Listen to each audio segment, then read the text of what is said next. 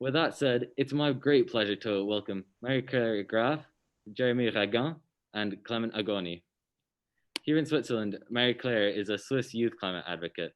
Her goal is to empower youth and create change, working towards the Sustainable Development Goals and solving the climate crisis. She is the president of the Swiss Association of Student Organization for Sustainability and co-founder of Sustainability Week Switzerland. Our next speaker is Jeremy Ragan, who is currently in Seychelles and is a conservationist for the Seychelles Island Foundation, who aims to preserve the UNESCO World Heritage Sites in the area, including co-leading the Aldabra Cleanup Project for the preservation of the Aldabra Atoll. Also with us today from South Africa is Clement Agoni, who is a Ghanaian doctoral candidate for pharmaceutical chemistry and curator of Durban Hub, aiming to bring healthcare and medical screening to communities. He is also part of the Shapers Care project that has provided over 100,000 meals to families affected by the coronavirus. He's also a leader of the Climate Reality Corps, working to solve the climate crisis through all sectors of society. With the speakers introduced, I would now like to hand over to Savannah Koch, who is managing our call and collecting questions today. Thank you so much, Alex. Yeah, as you said, my name is Savannah. I have been doing YFS for 1 year. So during our panel, we will have 45 minutes to explore what Alex has introduced. So for about 25 minutes, it'll be the questions that we have prepared for the speakers. And the rest of the time will be questions from the audience. And after those 25 minutes, we'll take a 5-minute break for people to come up with questions. Please keep your mics muted at all times and your cameras off. And ask the questions either in the text, either in the chat box on the Zoom call, or by tweeting us at #YFSSDG. Without further ado, I would like to introduce our host and interviewer for the session, Naz Ozturk. Thanks, Savannah. I'm Naz Ozturk, and I'm in grade 11 at ICITL and a member of the YFS series team. It's my great pleasure to welcome Marie-Claire Graf, Jeremy Ragan, and Clement Agoni to this YFS panel event. As we have heard from Alex's introduction, it's a real privilege to be able to spend some time with people who have achieved so much in their fields of environmental sciences, advocacy, and healthcare. Today's panel is about the impact that the coronavirus has had on the environment. As we all know, COVID-19 has been devastating for social and economic activities. It has almost brought the world to a halt in terms of development. However, there are several studies showing that there has been a significant drop in carbon emission levels in 2020, about 7% globally. Is it possible that a pandemic that has caused major hindrance in human development was actually necessary for the planet to thrive? This is a question that we will be trying to answer today. Panelists, thank you all so much for being here today. Before we formally start the panel, could you all talk briefly about any projects that you are currently working on? Mr. Agoni, could we start with you? Thank you so much for inviting me to be a part of this awesome gathering. Currently in Durban, in response to the pandemic somewhere around May, we came up with a project that we dubbed Shapers Care. The idea behind this project was we realized that because of the lockdown in the city of Durban in South Africa, there was a restriction in the movement of people.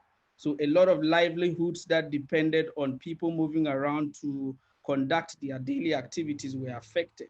So a lot of people were going to either not be able to provide their daily meal. So as a hub in the Durban community, we decided to bring together stakeholders that we can be able to at least, if not solve most of the challenges at the time, but be able to provide them with their daily meals. So together with local stakeholders and other organizations within the city, we came out with the Shapers Care project where we sought to provide households that were heavily affected by the lockdown with food parcels. And these food parcels, per our estimations, were supposed to be able to feed a household for about 21 days. That is just one of the projects that we did in an attempt to address the immediate challenges of the lockdown.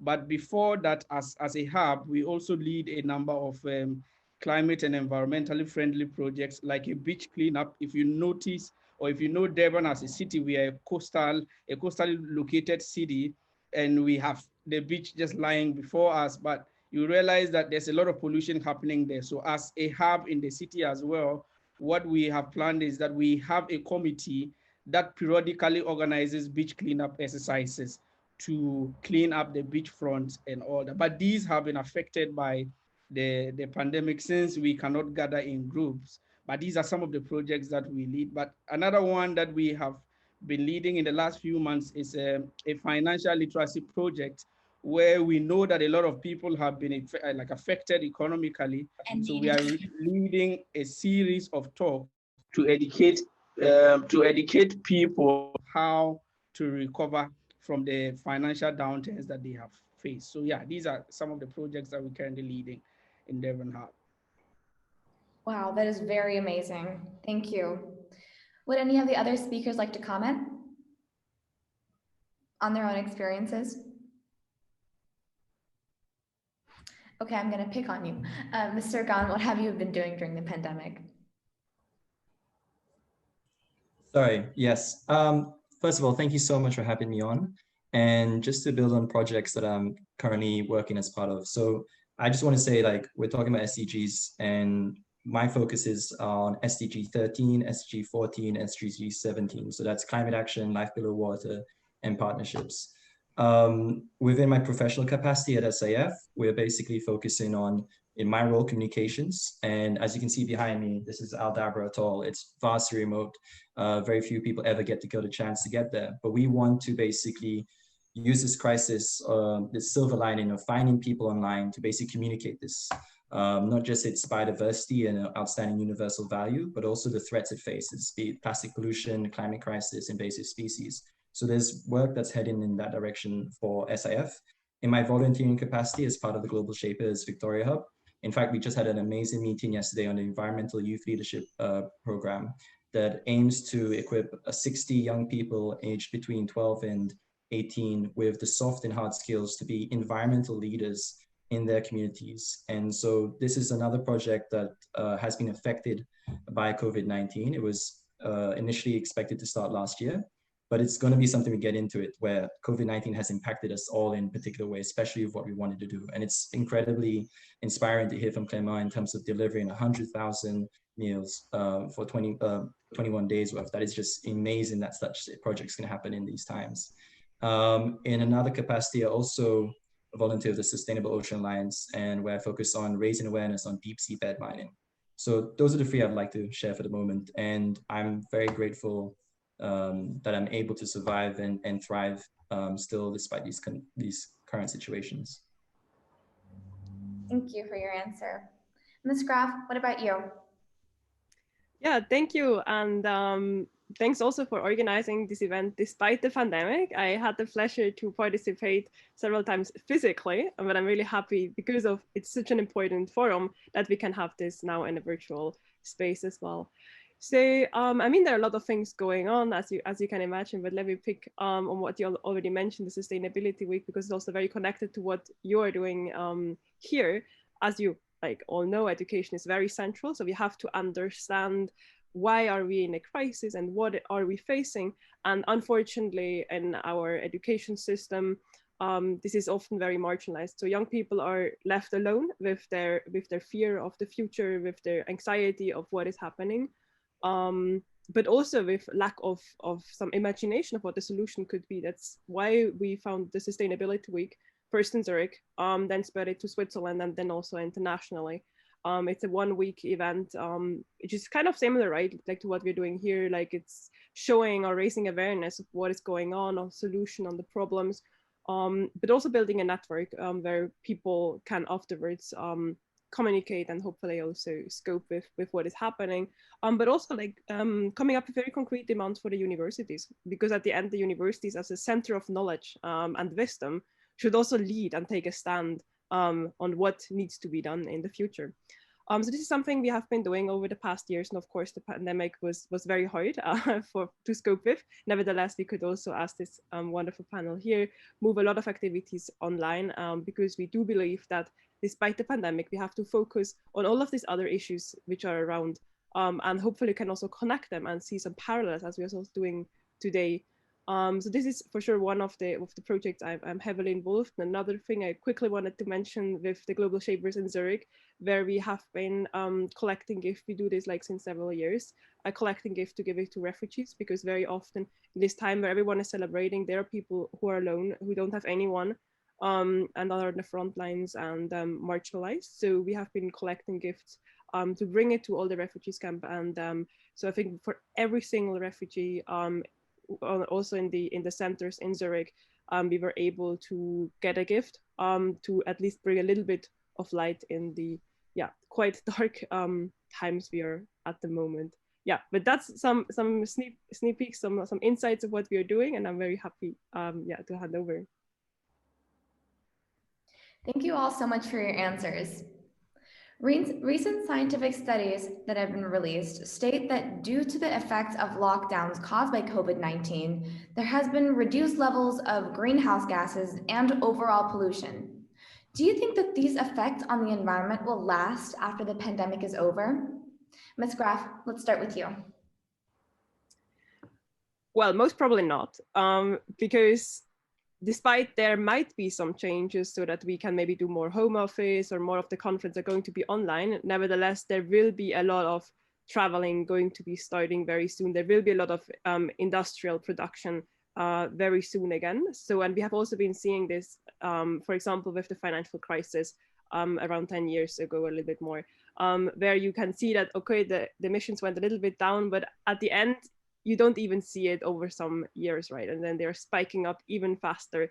And so what we need is a transformation to a low carbon society, which is truly low carbon. And if we are like forced by a crisis to live maybe on a smaller footprint, this is not kind of a solution. It's not also like pleasant, because of course we are all feeling like, oh, we are kind of limited and there's some barriers put on us and some rules. And also this will then reveal into just an increased emission. Again, because we didn't adapt as a society to it, rather something external was kind of forced to us and put, this lockdown, and now we are locked in. But as soon as we can lock ourselves out, I do believe that we will, go out and the emissions will raise again. You mentioned there about the habits that we've formed over the last year. Do you think that these will continue? We will continue to practice these habits after the pandemic is over?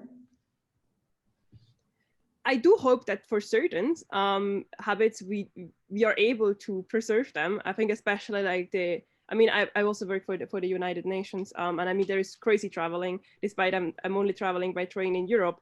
I mean, there are like meetings in New York and so on, right? And we just now found, I mean, we always had the tools, right? But we didn't really realize that we can do certain meetings very well online. And I think now we're forced to prove ourselves wrong that we can do it. And I do hope that we can keep especially this one open, and also to have such an international panel as we have now, very easy, without almost any emissions, also with a lower budget, which also hopefully makes certain forums and conferences way more accessible for people who have been historically always like put on the margins and have not been invited. And now we can also bring their voices to the international forums. And I do hope that, certain habits will stay. Thank you. Would any of the other panelists like to comment on if the fact that we will continue these habits after COVID-19 is over? I think this should have been one of the easiest questions to answer, where all we needed to say that was to be a simple yes. But if you look at the human species, even though we are the most intelligent of all the creatures on the planet, we seem to be the most stubborn amongst all of them as well. So the right thing was for us to ensure we sustain some of these environmentally sustainable actions. But the stubborn nature in us is making it very difficult for us to actually adhere or continue practicing these habits. And you can see this in some of the economic recovery plans released by so many countries. You could see that we were hoping that most of these recovery plans will be green, But if you watch, most of them are now carbon intensive even more than before, and which is scary. So the hope is that we would have been able to, either at an individual level, ensure we sustain these habits, with the hope that at policy level too, the right decisions will be made to ensure these habits continue. But from what we are seeing with how many countries are responding, it is rather sad to say that we are slipping back into our old habits. Thank you all so much for your answers. As we all know, there has been a major decline in tourism this year due to the virus.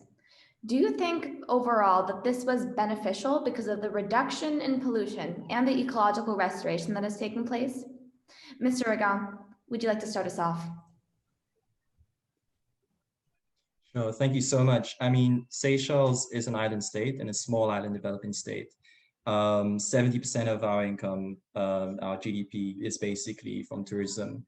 I work in an organization that 95% of its income is coming from tourism. So while there's a reduction in greenhouse emissions, if environmental organizations, if whole countries are unable to basically have the economies be sustained, then this puts not just delays, but also cancel projects and deprioritizes the environment sometimes. So while there's a global level of greenhouse gas emissions being dropped, I think when we look at islands and possibly in the global south, where tourism is seen as the main means of funding conservation, this is an issue that is showing a vulnerability to that funding mechanism. And just touching on a bit, what I find is we find ourselves in a crisis that has been begat by other crises, and crises do beget other crises. You know, it's a kind of vicious cycle. So we already know there's global inequality, but it plays out for certain islands or certain countries in this crisis. We also know that it's a situation where the most vulnerable are the least responsible.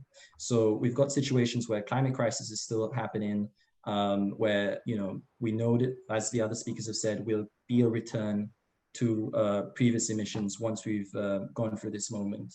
And I think that's the thing. It's one of the things where we'll be taking on debt in this time when still having to adapt and deal with all the other crises that we had before, be it climate, be it ecological. So for us, in terms of tourism, there's clearly a need for us to rethink how we're funded. There is some ways in which we've been able to restructure our debt. That's something that we did with our marine spatial planning. And maybe this shows that there's tools in the future to take on such challenges. But I just want to also say, just to go back to that previous question a bit, is we shouldn't waste a good crisis. It sounds like a contradictory statement, but that transformation, this moment that we have, as much as the rollout of vaccines are happening, this situation has lasted a year and will probably last another year or two in terms of direct feels of it, and the consequences will last longer. But I think we really need to notice what we went without and what we did well in this moment. And for Seychelles, this is definitely a learning curve where we have always been dependent on tourism. We're looking towards something what we're calling the blue economy, which is going to be sustainable ocean economy. And it's showing us we must make decisions that allow us to be longevity. So these are the hard decisions that this crisis is having us make. Thank you so much for your answer. So even though CO2 and pollution levels have declined in 2020, there have been many negative effects on the environment as well, specifically the decrease in the biodiversity. Can you touch on some of the consequences that societies will have to face because of the decrease in biodiversity? Mr. Regan, can we start with you? Sure. I've basically seen that when we talk about environment, we remove it from ourselves. We don't see how our health, how our food, all these ecosystem services derived from a resilient and regenerating environment. So we know in terms of this crisis that it's a product of zoogenic viral spillover. So we know there's wet markets, and they don't only exist in China, but all across Asia, across Africa, other countries, where people are coming in contact with illegal wildlife trade. So when we're actively destroying our environment, when we put under pressure, we are pressing ourselves against a very difficult situation. And I think for me, when we think about conservation, every dollar that you basically put into protected area management, you get $5 back. And this is in those ecosystem services that I'm talking about. So we know that if you preserve the environment, you're building resilience, you're building regeneration, but people have been disconnected from that for so long, I think. When we think about COVID-19, in fact, and just going into the deep sea bed mining situation, we know that some of the compounds that we've been able to use in some of the first vaccines have come from the deep sea. This is something where most people don't even know about this ecosystem, but we're already looking into mine it. We're looking into destroying it before we even got there. And it provides some of the solutions to problems that we have currently and solutions that problems that we haven't even got to yet.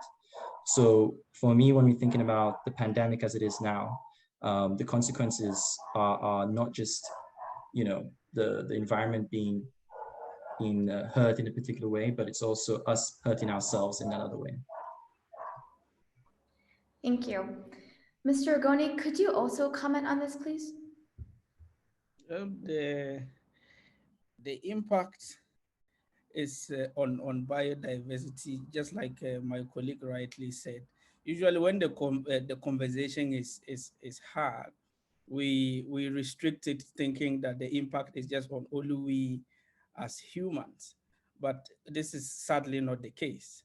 If you take a clear example of the deforestation that occurs in most parts of the continent, you realize that there's an entire environment of organisms that survive in the forest. So if our impact on these being directly involved in such activities like deforestation is causing an entire life to be lost, then it's a wake-up call for us to realize that there's a cycling effect. When these lives are lost or these other organisms are lost through the system, it has a rippling effect on what happens to us as humans.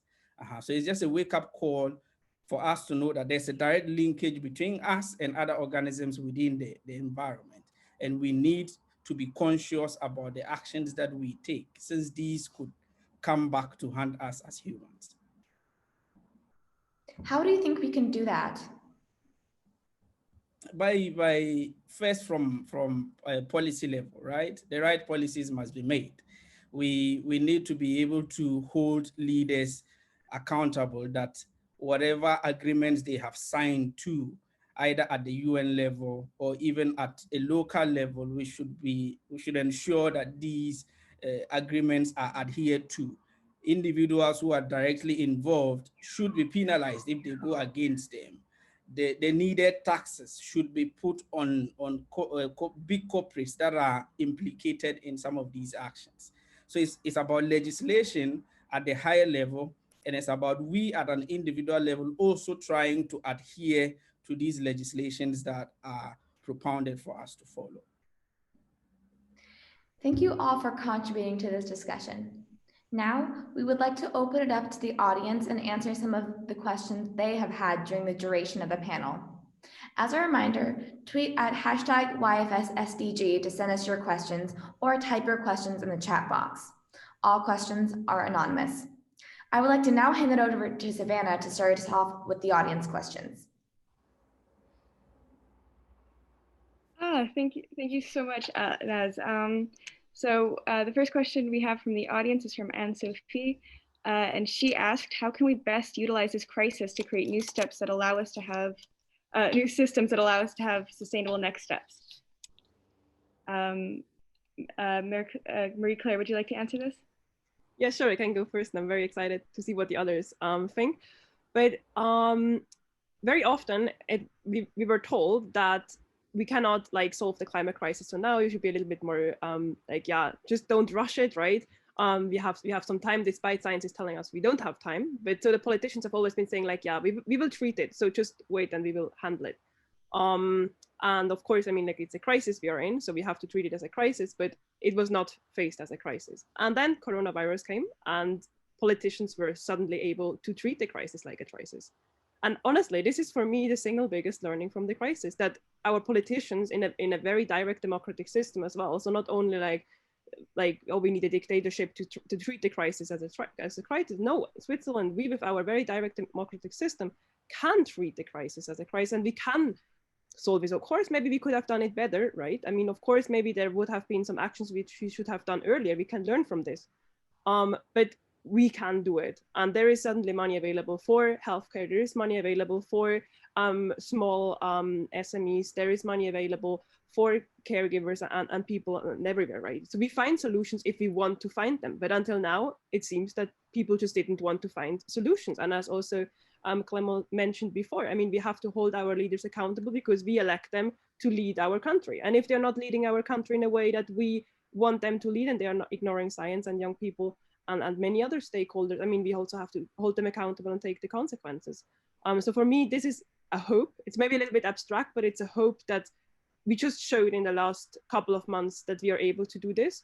And also, on the other hand, that we really don't want to get in another global crisis, touching on all phases of our lives. We really saw like how bad this is, and that we are not able to handle it in an adequate way. We had like millions of people who died, people put into poverty, children put out of school, like a lot of drama and losses. And we really don't want to repeat this, right? So if we don't want to repeat it, we have to treat the climate crisis as well, the biodiversity crisis, with the utmost urgent. And we have just been seeing how this works. So I think repeating this now and learning from what maybe like the delays we had, I think is the single best way to go forward. Thank you so much for that really wonderful response. Mr. Goni, do you have anything to add or comment on based on the question? Just to add to what my colleague is saying, it is a sure point that one of the things that we need to do to address the climate crisis is for us to change. And this pandemic has proven to us that we can change our ways. Who thought we could be able to sit from our homes, work, and still be as productive as we were before? So if it has proven to us that we can really change our ways of doing things, and we also know that if there's a climate crisis, its effect is going to be worse off than what we are seeing now, then the onus is on us to change our ways and become more environmentally friendly in our decisions that we take. But then that throws the effort back on we, the advocates. We, those in this call now, know that yes, we can change. We know that if we change, it will help us. But a majority of the people outside this call don't see that. So it is up to us as advocates to tell them that, look, if we were able to change to address the issues of this pandemic, bear in mind that if there's a climate crisis, it's going to be worse off than what we have. And the solution is that we can change as well. So we need to get the word out there and continue our advocacy either from an individual level and at policy level as well. And use this to help us save ourselves from an impending climate crisis. Thank you so much. That was incredible. Jeremy, would you like to also comment on? Sure. Yeah, in addition to what's been said, I think it's a case of reimagining society or resetting society, has been said by the Global Shapers community and World Economic Forum. But I think what's very important is we have to understand ourselves as consumers, but also as potential producers. We all consume and can make the right kind of decisions to be more sustainable. But I think what I've been inspired to do, and I work in a nonprofit situation, but I think one of the best ways in which we find a solution is encouraging and being part of private sector development of ideas and projects and businesses that then provide the kind of solutions. I mean, just speaking from an island state where we import 90% of our food, we know that this has always been a strategic and economic problem for us.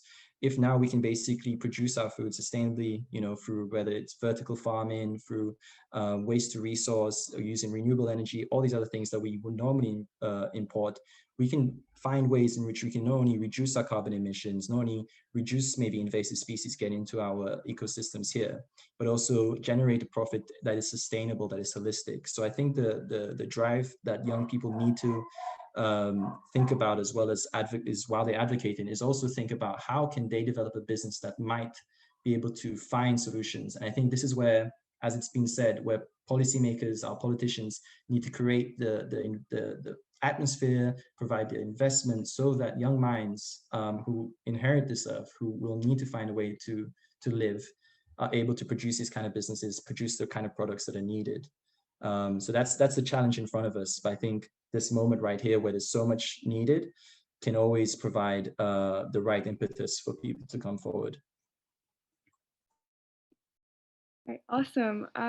For our next question, this is again for all of the panelists. How can the habits we form during this pandemic inspire positive environmental and climate change? Mr. Gan, would you like to start us off again? Sure. In terms of habits, I think it's been very well said by Marie-Claire in terms of traveling. I think most of the traveling that's been done is usually like by your business and work related trips that take on a lot of unnecessary greenhouse emissions. So we need to really define what is necessary and unnecessary. The normal that we had before brought us to the situation, so we can't go back to normal. I think the cultivated habits that we have now, they're in extreme, and we're under duress to produce them. We haven't really had a chance to think about all of these things. But I think for us, and I've tried to put it myself, is have a COVID-19 resolution once this passes, whether it be in Seychelles or elsewhere, is to have 1 or 2 specific objectives that I can take on that will actually stop this one in a 100-year event happening more than that, or other crises happen in that. So I think for me, there's simple things when it's involved with the climate crisis. We know when it comes to agriculture that if you reduce your meat, not just even, I'm not saying necessarily become vegan, but just reducing your meat, this will have not just effects on carbon emissions, but on so many other things that are related to the environment, habitat destruction, and in terms of animal welfare. These are some of the things that we know come out of that. But I think when we think about traveling, we can move from planes to trains, we can consider teleconferencing. All these things are being developed and proved to be working right now for many cases. I think beyond that, the policies that I've seen are yet to be seen. I think for us small island states, we are in a situation where debt is becoming a problem, where we're unable to service our debts. So how we overcome that, we haven't figured it out yet. But what we will do is figure it out. And when we do that, how we monitor and evaluate and learn these lessons, this will provide us more information on how we move forward, because we're already living in different crises. So if we're able to find means for international cooperation or for economic diversification because of this crisis, this must carry on beyond this crisis.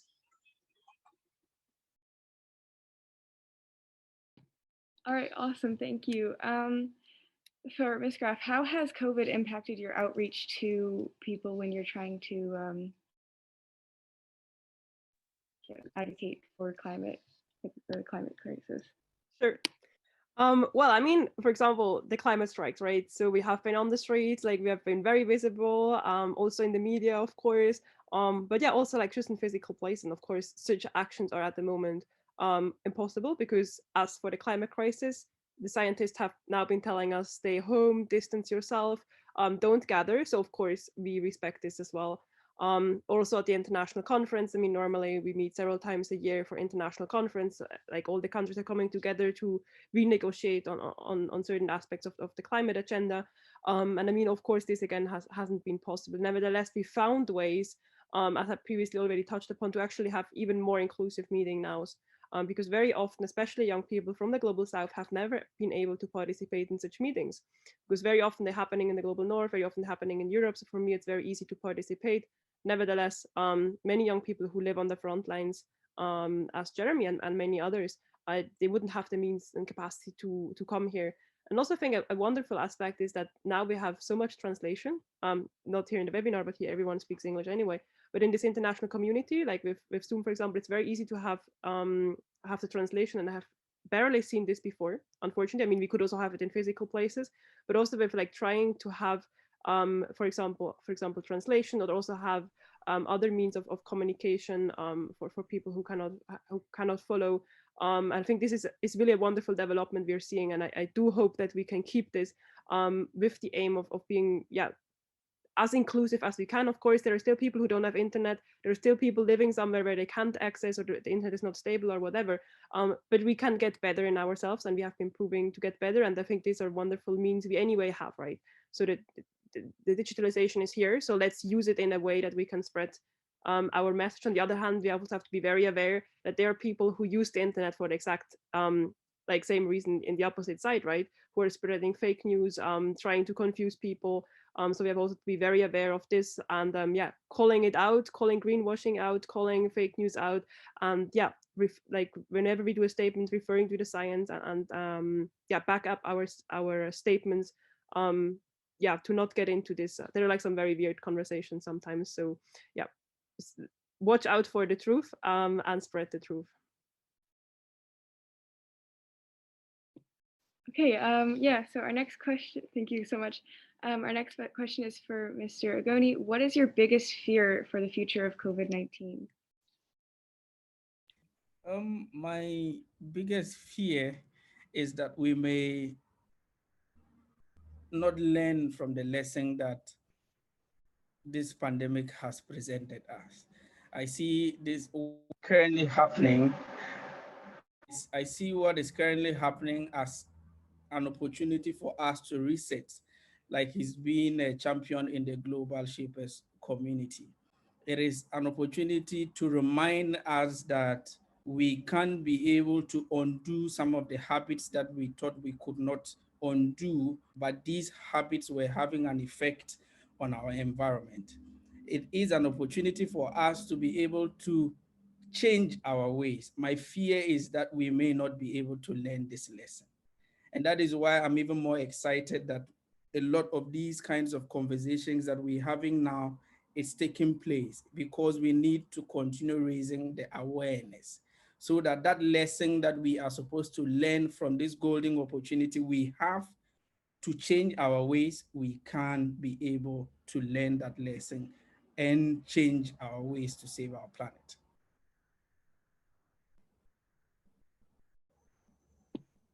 We only have about 5 minutes left of the panel, so I believe it's time for one last question from the audience. Yeah, and this is going to be something we're going to ask everyone again. So what is your biggest fear for the future of, sorry. What is sorry, my bad. What are some of the messages you want the youth of today to take away for the future? Mr. Gunn, can we start with you? Sure. I think what we have to realize in our lifetimes, so I'm 26, I'm still a youth for the next 4 years, at least in some countries. We're going to see, I think, many things change. And I think we've you know, if we've lived throughout the period that we have, we've seen quite a lot of various crises within crises. So as I started saying, you know, crisis begets crisis. And I think we need to develop a certain level of resilience, be it in our communities, for ourselves, within our countries, to take these on. We're thinking about the SDGs, and we know that we've got 9 years in that case to get to there. The impacts of this crisis have delayed some of what we've decided our solutions, basically the convention of parties for whether it's climate change or biodiversity. These have been delayed. We know projects, research have been delayed. But I think we need to basically cultivate resilience so that we can really understand that whatever comes next is not going to be easy, but we're going to find it easier if we are able to really, and this is SDG 17, really work together across countries, across communities. There's powers in numbers. I think what the other speakers have really touched on is needing to raise awareness. And once we have got this critical mass of people, this is where action needs to happen. And this is when coordinated action and coordinated pressure is needed, because I think one person on their own cannot do much, but 100 million, a billion, if I dare say, can move mountains, and we need to move mountains. So I think COVID-19 should galvanize people to say that this is life or death in many cases. This is economically, socially, environmentally dangerous. We don't want to repeat this. We don't want this to play out in other circumstances. And I always have one message I always keep for myself, and that is pessimism of the intellect, optimism of the will. It shows that there is great barriers ahead of us, but if we give up, if we don't have hope, if we're unable to reimagine and rethink our ways out of these problems, then we're definitely doomed. And I don't think we're definitely doomed. I think together, there's a lot we can do, and I think we will find ourselves in 10, 20 years as decision makers, as the heads of companies, people with power. So the youth of today do go for those positions, do believe in better, and continue to listen to your community. Those would be my 3 takeaways. All right, thank you. Mr. Agoni, would you like to continue, answer the question?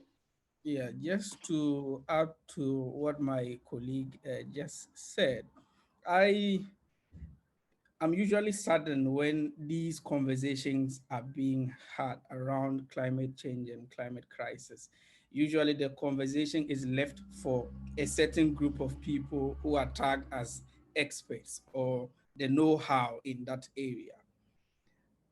But I want to use this as an opportunity to call on every single one of us. We know the youth constitute a very significant part of the world's total population. Just imagine if every single one of us was an expert in the conversation, not just maybe a book expert, but we understand the basic consequences related to this. So I'm calling on everyone on this call that let's make it a pledge to ensure we increase the number of people who understand the conversation around climate crisis. Imagine in a room, we just don't have 2 people being the expert, but every single one is the expert. In our home, we are experts. We will be able to reach out to as many people as possible. Just like now that every single one knows about coronavirus, everyone is scared. If we are able to get the information around climate crisis to this level, to the doorstep of every single person, maybe we can be able to save ourselves from an impending crisis. And that heavy lifting is on the youth. So I'm calling on everyone, hopefully on this call, to be able to take up the mantle and let's drive the change that we want to see and lead that change that we want to see. Thank you so much. Marie Claire, would you like to speak now? Yes, very short, because I completely agree with what has been said. And I think what we learned is that, on what we have to do is that if we are not getting out of our comfort zone ourselves and do what we think is impossible, like the world is going to do it. In this case, it was coronavirus, and it made the impossible. 1 year ago, I didn't think that I'm just sitting the whole year back home, like exactly on this couch, and not being able to meet people, not being able to travel, not being able to do my work. So if you're not getting ourselves out of our comfort zone and do what is imagined as impossible, someone else will do it, and then we have less opportunities to design the future we want. So I call on everyone, like, get out of the comfort zone and imagine and follow whatever you are dreaming of the future should be. All right. I'm afraid that really is all the time we have today. So we'd like to thank our speakers,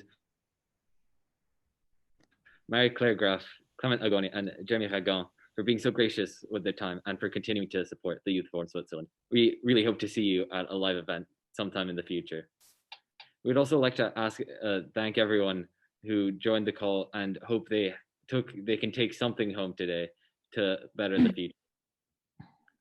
And don't forget about our next event starting at 2 p.m. today. And we wish you all a great day. For all ISL students, you now have a 15-minute break and then can transition to your lesson 2 as normal.